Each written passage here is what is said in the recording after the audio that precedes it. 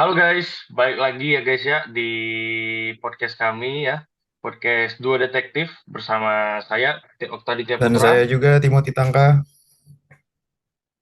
Iya, kali ini kita berkumpulnya virtual ya kali ini karena mungkin berhalang sama eh, ada urusan mungkin jadi kita kali ini ngobrolnya lewat Zoom aja gitu ya, Betul. Udah Timothy ya. canggih banget sekarang deh ya.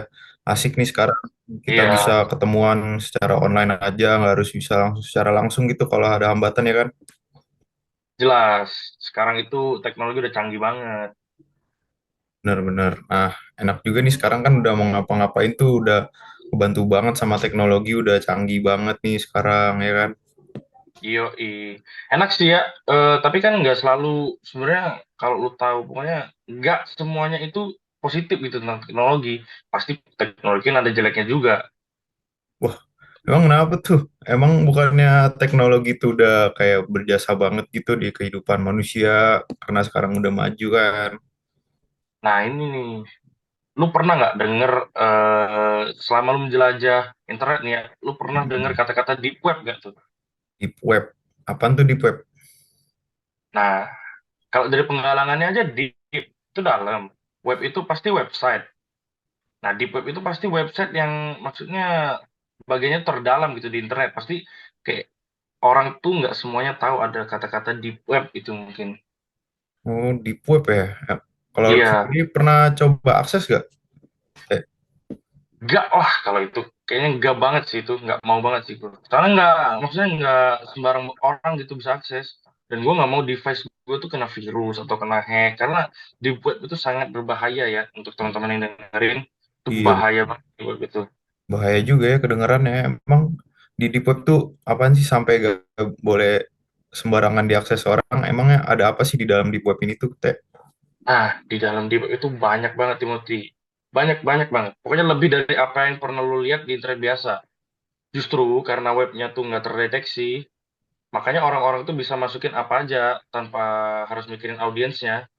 Oh, alah. Kontennya berarti macam-macam juga ya. Emang di dalam situ tuh ada konten apaan aja sih, Teh?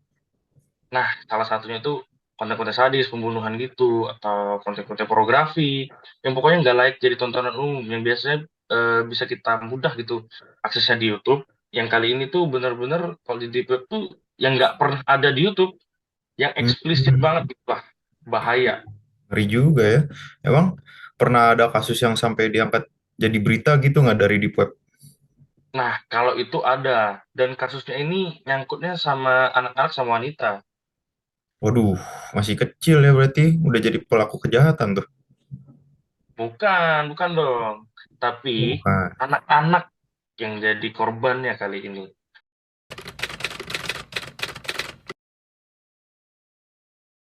Dari informasi yang gue dapat, di tahun 2020 itu baru ada kasus gitu di Korea Selatan tentang cyber sex trafficking kalau nggak salah namanya.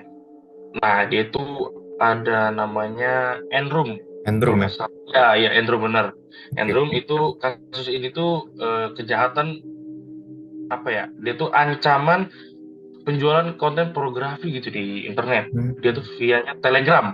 Ya. oke. Nah, cybersex itu istilah itu hubungan seks yang dilakukan secara virtual. Tapi dengan adanya kata trafficking tadi, yang artinya penjualan, maka cybersex trafficking itu penjualan konten yang pasti berbaunya pornografi gitu. Kasus ini tuh kalau nggak salah, ya bener ya. Ceritanya tuh tentang seseorang yang namanya itu Gat-Gat, Gat, gat. dia tuh ngejualin video eksploitasi di channel Telegram. Hmm. Ya, di channel Telegram. Itu udah berlangsung 2 tahun. Wih, 2 tahun. Iya, 2 tahun itu lama tim. banget ya. 2 tahun ya berarti udah berjalan tuh kasusnya. Betul. Emangnya sanggup tuh si Gat-Gat itu buat ngelola channelnya sendirian, apalagi selama 2 tahun ya kan, lama tuh. Nah, itu setelah investigasi, itu banyak orang sebenarnya yang menandatangani petisi itu gitu. Jadi Oke, kan gue ngomong kan, nah terbongkar identitas para para pelaku itu terbongkar semua. Ada 4 orang ternyata. siapa Atau aja tuh? 4 sampai 5 orang. Salah Oke. satu itu Hyungwook, itu salah satunya dia itulah Gatgat, founder Mm-mm. dari Kindle yang nyebarin konten-konten dewasa. Setelah itu ada Jubin, Oke. dia itu dokter sebagai penyebar konten dewasa. Kalau si Jubin ini, Hun itu dikenang sebagai buta. Dia tuh anak buah si Jubin yang ngebantuin si apa mengelola Dr. Room. Mereka Hmm. tuh ada Dr. Room juga tuh. Oke, Nanti oke. kita jelaskan guys. Setelah itu ada Wonho, itu dikenal sebagai Igyah, adalah penyebar konten dewasa di grup Dr. Room. Setelah Hmm. itu ada Sung Jin, salah satu rekan si Gat atau Hyungwook yang ngebantu ngelola Enroom tadi. Jadi ada 5 pelaku nih ya berarti ya. Ya, Nah, dari pelaku-pelaku yang lu udah sebutin nih kelihatan banget ya berarti pembagian kerjanya tuh rata dan kelihatannya kayak bener. profesional banget mereka ya. Mm-mm. Aja sih kasusnya awet dan nggak ketahuan gitu.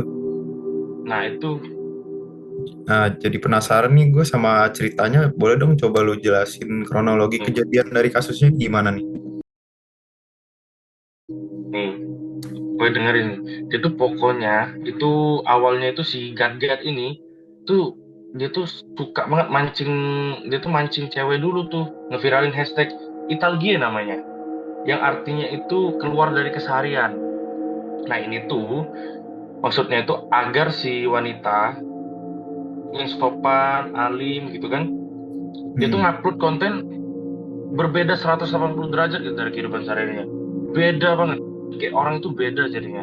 Nah, namun disalahartikan karena banyak akun yang ngupload bagian private mereka gitu. Habis itu si Gat itu bakal ngubungin si cewek itu, ngakunya itu pihak berwenang dia, bahwa foto dan informasi pribadi itu sudah tersebar di internet. Jadi foto-foto si cewek itu kayak udah kesebar gitu di internet. Nah, Gat itu nantinya bakal ngirimin link sebagai bukti kalau foto si cewek-cewek itu udah kesebar. Hmm. Nah, link ini yang mancing kalau misal link ini tuh yang bisa bikin di si Gat tadi dia ngakses foto, kontak, pesan dan lain-lainnya gitulah Oke, dari si informasi ya. itu. Iya. Nah, pada saat ini tuh si Gat minta lebih banyak foto vulgar dan menjanjikan si wanita bahwa fotonya tidak akan disebarin gitu. Tapi tetap aja kan foto si wanita itu disebarin di antara apa room telegramnya ya. Oh pasti kalau itu. Tapi kalau janji ditepatin, mau dapet cuan dari mana soalnya? Oh Di iya. setiap grup itu eh, pasti ada 3 sampai 4 wanita yang diperlakuin kayak budak gitu. Mereka itu harus ngelakuin apapun yang disuruh seperti mungkin tulisan budak itu mereka, masukin serangga ke organ reproduksi mereka. Habis itu minum air dari toilet pun juga ada. Habis itu wajah mereka tuh juga harus terlihat gitu di semua foto dan video itu harus kelihatan gitu. Wah, ngeri juga ya berarti ya. Tapi ada juga tahu kasus yang tadi sempet lu bahas deh kayak kalau nggak salah yang mirip kayak si Androm ini. Nah, namanya tuh kalau nggak salah Doctor's Room. Nah iya, soalnya si Andrew ini anakannya dari Dr. Strum tadi. Oh, anakannya ya. Yang lola tuh masih anteknya si Gat juga. Hmm. Namanya tuh dokter.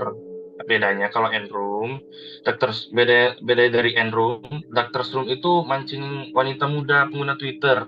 Dia itu mancing cewek-cewek yang lagi nyari kerja gitu. Dia buka lowongan kerja di Twitter. Nah, habis itu nanti dapat informasi pribadi cewek-ceweknya. Nah, si dokter ini bakal mengancam si wanita untuk memberikan foto dan video dan apa yang nggak senonoh gitu. Nanti Jadi, gantinya itu informasinya nggak bakal disebarin gitu. oke. Foto dan video juga tidak disebarkan dengan percuma. Karena siapapun yang mau foto dan video itu harus bayar.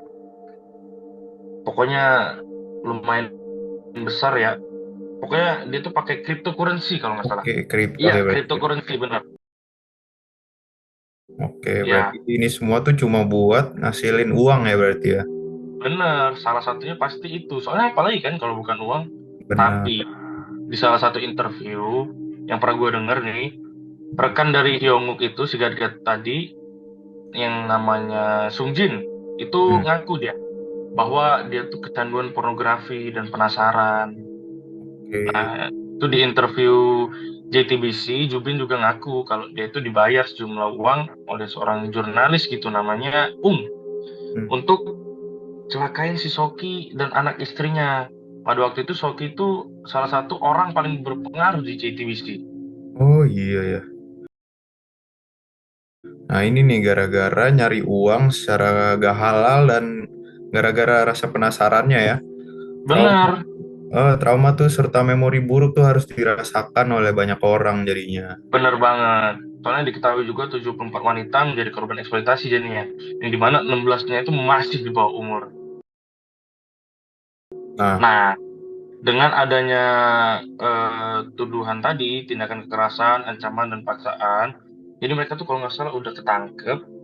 Kelima pelaku ini akhirnya dijatuhi hukuman yang berbeda-beda gitu dari masing-masing itu berbeda-beda dia. Kalau berapa si aja tuh? Gadget, kalau si Gadget ya Hyunguk ya, itu Hmm. 34 tahun penjara dan harus pakai ankle monitor selama 30 tahun. Lama ya. Nah, kalau si Jubin itu 42 tahun penjara. Wih, lebih Kalau lama. itu yang paling lama sih. Soalnya yang lain tuh kayak Hun itu 15 tahun. Hmm. Hun 12 tahun. Terus Seungjin 10 tahun. Yang paling rendah Seungjin sih. Wih, sungguh Jubin ya. 40 tahun. Dia 40 tahun tuh. Setengah dari hidupnya mungkin dia di dalam penjara gitu jadinya. Iya ya berarti ya. Iya. Sekarang kenapa nih kasusnya tuh spesifik banget dilakuin di aplikasi Telegram? Nah itu karena Telegram itu nggak ngasih informasi penggunanya ke umum. Jadi semuanya tuh bersifat rahasia. Oke, Selain itu, nggak semua orang juga bisa join grupnya kalau nggak di-invite. oke. Terus kenapa kasusnya itu dinamain Enrum sih sebenarnya gue masih bingung. Nah, itu karena ada 8 room. Tapi dengan investigasi lebih lanjut, polisi itu nemuin lebih dari 8 room ternyata. Karena itu, N itu menandakan jumlah room yang masih belum diketahui. Jadi kayak Oh, banyak banget gitu. iya. Jadi itu arti N-nya ya berarti ya dari room-room. Benar, benar, benar. Nah ini kan ada banyak nih room-nya nih ya. Emang bedanya room dari 1 sampai 8 tuh bedanya apaan sih?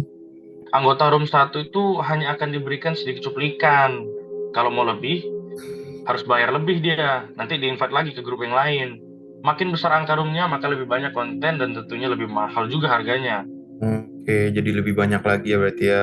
Benar, benar. Oke, emang kisaran harganya berapa aja sih? Dan menurut lu nih, kenapa sih orang-orang tuh rela bayar juga demi konten gituan gitu loh yang nggak jelas lah jatuhnya kan? Kalau masalah harga nih ya, itu dia tuh sekitar 100.000 won ya. Itu 1,3 juta rupiah sampai 1.500.000 won.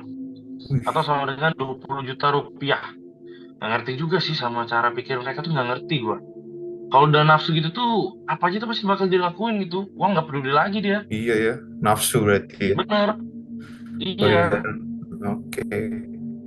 Terus kasus ini kan udah ada dari 2018 ya.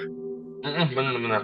Kenapa baru ketahuannya tuh di tahun 2020 emang polisi tuh kurang tegas gitu atau emang nggak Nah, peduli sama sebenarnya sekali di atau gimana? 2019 tuh ada tuh laki-laki apa ya cowok tuh, seorang cowok lah pokoknya. Mm-mm. Laporin tuh sudah banyak jurnal, koran-koran dan nulis tentang video foto ilegal disebarluaskan gitu di Telegram.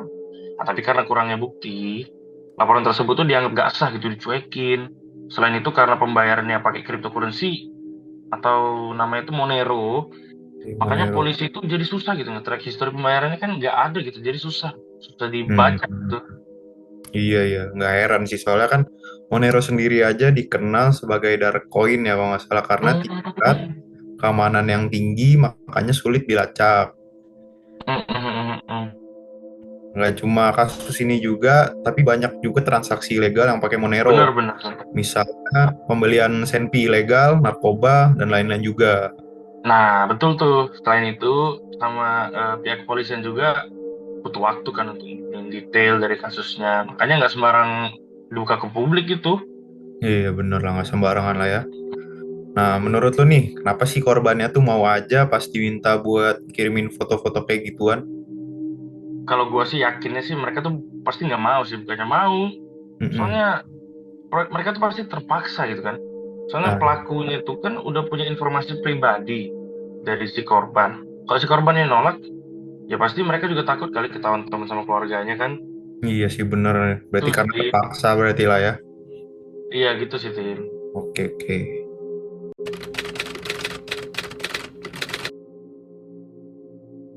Nah, selanjutnya gue nih mau ceritain kasus di web apa di web yang lain nih. Wah, apa tuh? Salah satu. Nah, yang kali ini tuh kasusnya Peter Scully nih, yang banyak banget dibicarain di Filipina. Si Peter Scully ini terjerat kasus penjualan anak dia, pemerkosaan perempuan di bawah umur, pembunuhan, gitu-gitulah. Hmm. Dikenal dengan child abuse lah. Pelecehan seksual terhadap anak itu kan suatu bentuk penyiksaan anak ya, demi memuaskan nafsu seksual. Ada banyak bentuk pelecehan seksual kan. Pada kasus ini, si sekali ini memerkosa sama nganiaya anak di bawah umur. Wih, ngeri banget ya. Makanya, sedangkan human trafficking mengacu pada transaksi ilegal yang libatin manusia sebagai barang yang diperjualbelikan gitu kan. Nah, pada kasus ini, tujuan penjualan manusia adalah untuk mendapatkan keuntungan salah satunya. Kalau lo ngira si Peter sekali itu penyendiri, nggak punya teman, nggak punya keluarga, itu lo salah besar. Karena faktanya, si sekali ini udah punya anak dua, habis itu keluarganya juga bisa dibilang rukun banget gitu. Keluarganya rukun. Kalau Iya, emang makanya. hidupnya udah tentram nih, terus kenapa dia harus mau sampai pindah ke Filipina? Eh, Nah itu tuh, karena yang gue dengar itu sebelumnya sih sekali ini ada kasus penipuan yang bikin dia tuh jadi terpaksa untuk pindah ke Filipina buat ngindarin utang-utang itu. Kalau Oh, dibilang si sekali ini bukan orang bodoh lah. Buktinya hmm, dia bisa gelapin uang yang jumlahnya nggak kecil gitu loh. hmm, Pribadian dan kata-katanya juga ngebuktiin kalau dia itu orang yang berpendidikan. Pokoknya kehidupan awalnya sebelum ke Filipina tuh normal banget. Nah, tapi setelah beberapa bulan di Filipina, kali ini dikenal sebagai predator seks, anak terganas, pokoknya di sepanjang sejarah. Nah, tiba-tiba aja dia ini kepikiran buat ngebikin konten sadis, termasuk pemerkosaan dan pembunuhan anak itu di bawah umur. Ih, itu konten emang buat ditonton dia sendiri. Enggak. Karena kontennya itu juga dijualin di deep web. Dan banyak juga yang rela bayar tuh buat nonton tuh konten. Habis itu sejak dia pindah ke Filipina, sekali itu udah punya bisnis video streaming berbayar di deep web yang nampilin anak-anak yang disiksa dan dilecehkan. Dan pastinya dia nggak kerja sendirian dong. Nah, enggak, karena dia itu informasi itu dia ditemani sama dua kaki tangan yang juga dianggap pacarnya selama di Filipina. Emang cara dia dapetin targetnya gimana sih? Nggak mungkin kan lewat loker kan, soalnya kan anak-anak masih kecil. Nah, kalau si sekali ini beda. Kalau caranya sekali itu dia itu ngejanjiin pendidikan dan makanan yang layak gitu pada orang-orang yang membutuhkan mungkin ya. Itu ngomongin ke orang tua anak-anaknya, anak-anak tersebut gitu banyak tuh. Nah, pada tahun 2016, dua gadis itu dibawa sekali ke rumahnya telah dijanjikan makanan, pendidikan gitu-gitu lah. Nah, kedua gadis itu tuh namanya tuh Rosie, dia tuh 12 tahun sama sepupunya umurnya 9 tahun. Nah, pada saat itu juga, kedua gadis itu tuh diberikan alkohol. Itu dipaksa untuk ngelakuin hubungan seks satu dengan lain gitu. Sambil direkam untuk diperjualbelikan di situs web pornografi punya dia. Namanya itu NLF, No Limit Fun. Kalau Benar. si cewek-cewek itu nolak, bakal ini dihukum dengan menggali lubang di basement dan diancam bahwa mereka akan dikubur di dalamnya kalau si cewek ini sampai menolak keinginan si sekali tadi. Wih, ngeri banget ya.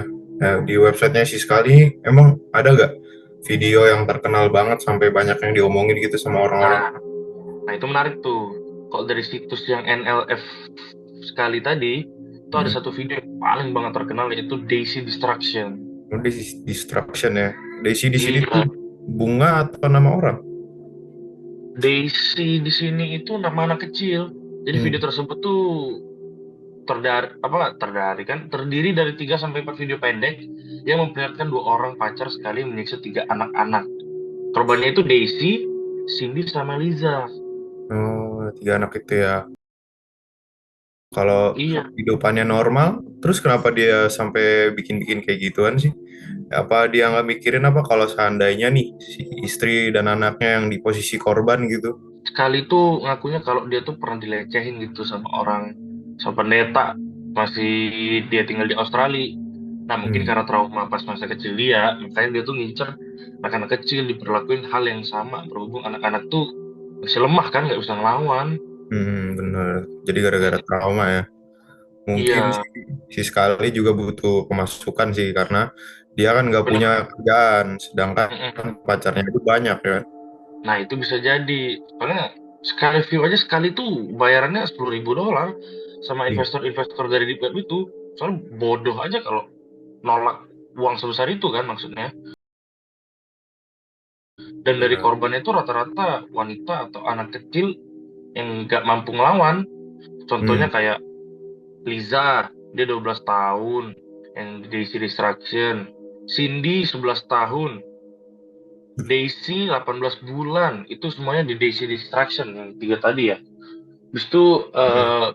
putrinya Arlene Loyola, kalau ya, gadis berusia 8 tahun yang ditawarkan makanan dan pendidikan.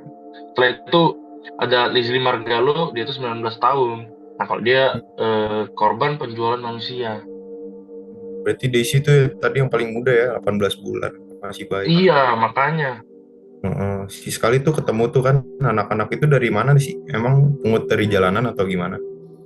Nah, kalau nggak salah, ya kalau dapat dari informasi, Liza sama Cindy tuh apa dilepasin gitu sama orang tua mereka secara Hmm. sukarela. Karena udah dijanjiin kan sama si sekali ini kehidupan yang layak gitu kan. Oh, dari orang tuanya ya. Terus Iya. korbannya ada yang selamat nggak? Nah, Liza sama Daisy itu selamat, Hmm. tapi cedera fisik sama kena mental gitulah, karena kan penganiayaan kan. Nah, Iya. kalau Cindy dia tuh nggak selamat, karena dia tuh apa? Kalau dari kesaksian Margalo, si Cindy tuh diperkosa, disiksa, terus itu disuruh menggali kuburannya sendiri sebelum akhirnya tuh dicekik tuh sampai Hmm. mati. Hmm. Nah, kalau si siapa putrinya Arlene, dia Hmm. selamat karena si Arlene tadi dapat ilham buat ngejauhin apa anaknya gitu dari si sekali ini. Tapi Hmm. putrinya tuh balik tubuhnya memar semua. Kasihan. Iya, makanya habis itu setelah itu si Margalo ya. Nah, Margalo itu korban perdagangan manusia. Hmm. Jadi dia tuh memutuskan untuk ngikutin si sekali ini dan ngebantu si sekali ini setiap aksinya. Oh, jadi ngikutin ya berarti ya warga lo ya. Iya. Berarti sadis juga ya si sekali ini. Mm-mm.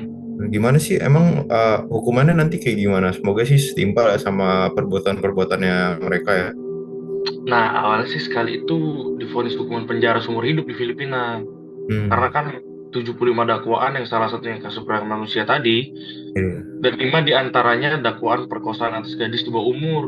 Nah, Hmm. tapi di Filipina itu hukuman mati itu udah hilang dari 2006. Tapi penuntut itu tetap mau gitu. Sekali itu harus dihukum mati. Bayangin aja hukuman mati yang udah dihapus sampai mau diangkat kembali gitu gara-gara si sekali ini. Kayak bisa ngerubah hukum gitu ya berarti ya. Iya makanya udah Tapi parah banget.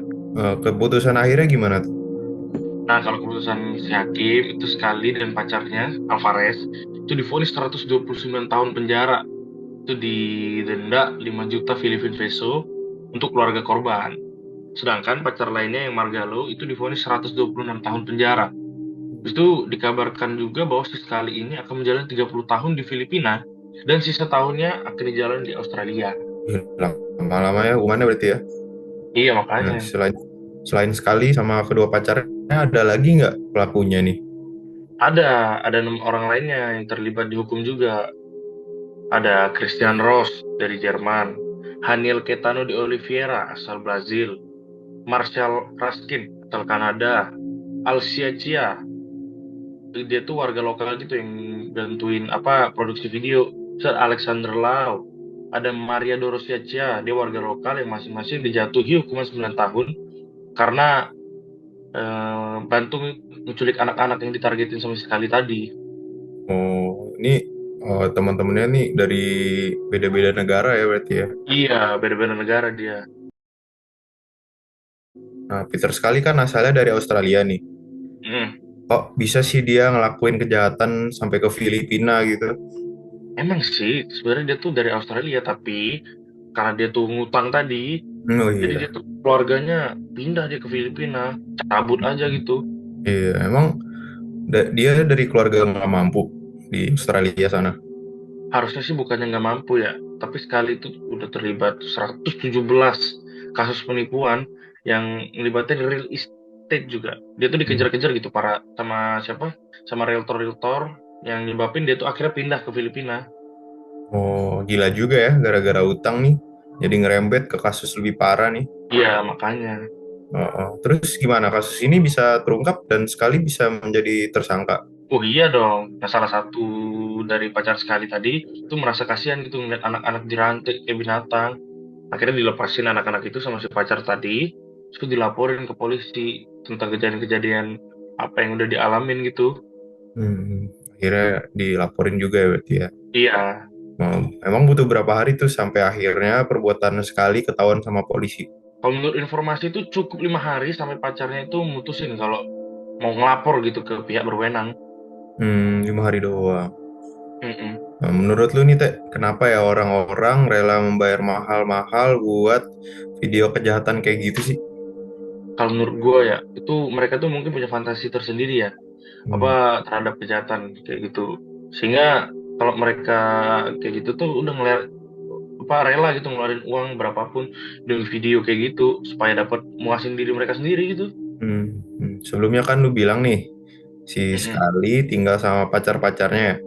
Iya, Nah, kira-kira pacarnya tuh tahu gak sih Sekali tuh sebenarnya orang kayak gitu? pacarnya nggak ada yang tahu. Soalnya mereka dulunya kerja, kerja tuh PSK. Terus akhirnya tuh dipungut dari jalan tuh sama sekali. Makanya Hmm, mungkin mereka pikir, wah sekali ini orang baik gitu mungkin. iya, bener-bener. Nah, akhirnya juga Mm-mm. kebongkar kan ya sifat asli Sekali kayak gimana ya. Makanya Nah, terus gimana reaksi pacar-pacarnya? jelas pacar-pacar kaget banget dan nggak nyangka pasti. Mereka juga nyesel lah udah ngebantu sekali ini. Buktinya aja kan pacarnya ngelepasin anak-anak itu. Ah, iya bener sih. Iya.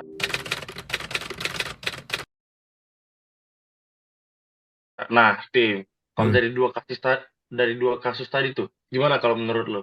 Wah, menurut gue sih ya gawat juga nih sebenarnya kalau teknologi bisa sampai jatuh ke tangan yang salah sih. Nah, iya kan? Tidak Mm-mm. kriminal yang harusnya nggak layak gitu jadi tontonan umum malah ditonton untuk masin fantasi seksual orang-orang. Iya benar, banyak juga lagi yang berani bayar biar bisa konsumsi konten gituan. Iya, jadi misalnya ada manusia kayak begitu ya. Kalau begini Mm-mm. sih harus selalu hati-hati sama konten yang kita pilih. Karena Nah, lu tuh kan udah tahu kan kalau orang-orang yang konsumsi aja bisa ikut di penjara gitu. Segini dulu ya kita mungkin ya tim ya. oke, nantiin terus ya podcast kita Dua Detektif. Next episode kita bakal bahas tentang hantu yang gak gaptek, mulai dari yang bisa pesen ojol, pesen makanan, sama hantu yang pakai filter Snapchat. Wih, itu pembahasannya seru banget tuh. Makanya ya, untuk pendengar Dua Detektif, pantengin terus channel kita ya. Oke, dadah. Oke, thank you. Nah, dan ternyata drivernya tuh udah meninggal tadi sore. Seriusan? Nah, Iya, terus makanya. tadi dia dibonceng siapa dong? Nah, itu masih menjadi pertanyaan tuh.